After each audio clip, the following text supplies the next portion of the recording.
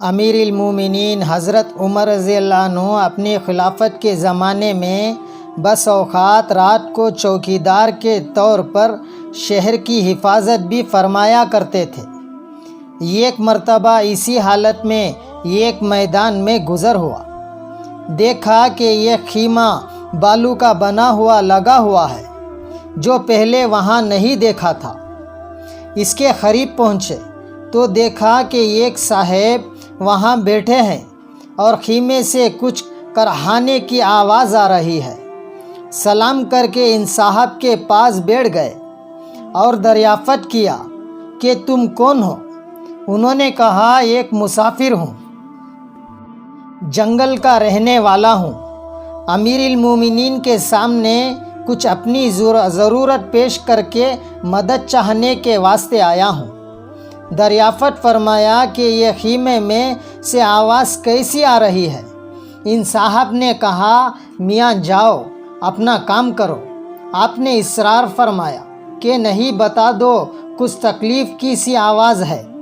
ان صاحب نے کہا کہ عورت کی ولادت کا وقت قریب ہے، درد زا ہو رہا ہے۔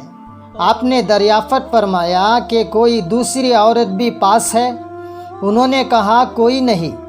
آپ وہاں سے اٹھے اور مکان تشریف لے گئے اور اپنی بیوی حضرت ام کلثوم رضی اللہ تعالی عنہا سے فرمایا کہ ایک بڑی ثواب کی چیز مقدر سے تمہارے لیے آئی ہے۔ انہوں نے پوچھا کیا ہے؟ آپ نے فرمایا یہ گاؤں کی رہنے والی بیچاری تنہا ہے، اس کو درد زا ہو رہا ہے۔ انہوں نے ارشاد فرمایا کہ ہاں تمہاری صلاح ہو تو میں تیار ہوں۔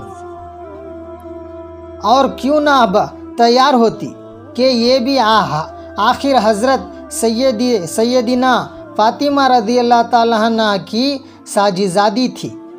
حضرت عمر رضی اللہ عنہ نے فرمایا کہ ولادت کے واسطے جن چیزوں کی ضرورت پڑتی ہو تیل کوڑ وغیرہ لے لو، اور یہ کھانڈی اور کچھ گھی اور دانے وغیرہ بھی ساتھ لے لو۔ وہ لے کر چلی۔ حضرت عمر رضی اللہ تعالیٰ عنہ خود پیچھے ہو لیے۔ وہاں پہنچ کر حضرت ام کلثوم رضی تعالیٰ عنہ تو خیمے میں چلی گئی۔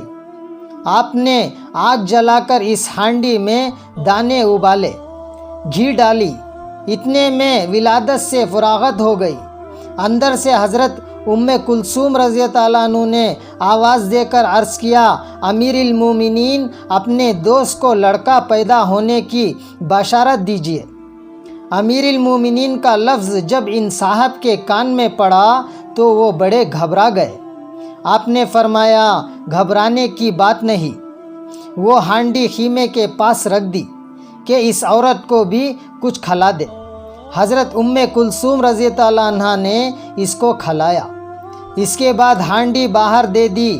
حضرت عمر رضی اللہ عنہ نے اس بدو سے کہا کہ تم بھی کھاؤ، رات بھر تمہارے جاگنے میں گزر گئی۔ اس کے بعد اہلیہ کو ساتھ لے کر گھر تشریف لائے اور ان صاحب سے فرما دیا کہ کل آنا، تمہارے لیے انتظام کر دیا جائے گا۔